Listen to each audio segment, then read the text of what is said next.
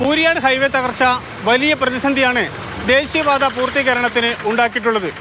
നിശ്ചയ സമയത്തിനുള്ളിൽ പാത പൂർത്തിയാക്കാൻ കഴിയുമോ എന്ന ആശങ്ക ഇതോടെ നിലനിൽക്കുന്നു. തകർന്ന കൂരിയാട് ഭാഗം പൂർണ്ണമായും പുതുക്കി പണിയേണ്ടി വരും. ഇതാകട്ടെ നിർമ്മാണ കമ്പനിയായ KMRCക്ക് വലിയ ബാധ്യതയുണ്ടാക്കും.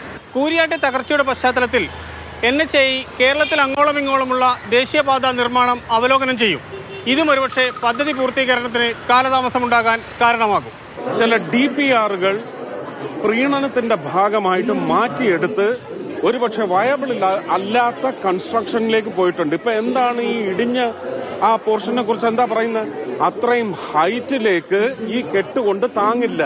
KMRCയെ കരിമ്പട്ടികയിൽപ്പെടുത്തി എന്നത് നിർമ്മാണ പ്രവർത്തനങ്ങളെ ബാധിക്കുമോ എന്നതായിരുന്നു പ്രധാനപ്പെട്ട ആശങ്ക. എന്നാൽ അത്തരം ആശങ്കകൾക്ക് യാതൊരു അടിസ്ഥാനവുമില്ല. അവർ നിർമ്മിക്കുന്ന 2 റീച്ചുകളിലെയും പ്രവർത്തനം തടസ്സപ്പെടുന്നില്ല.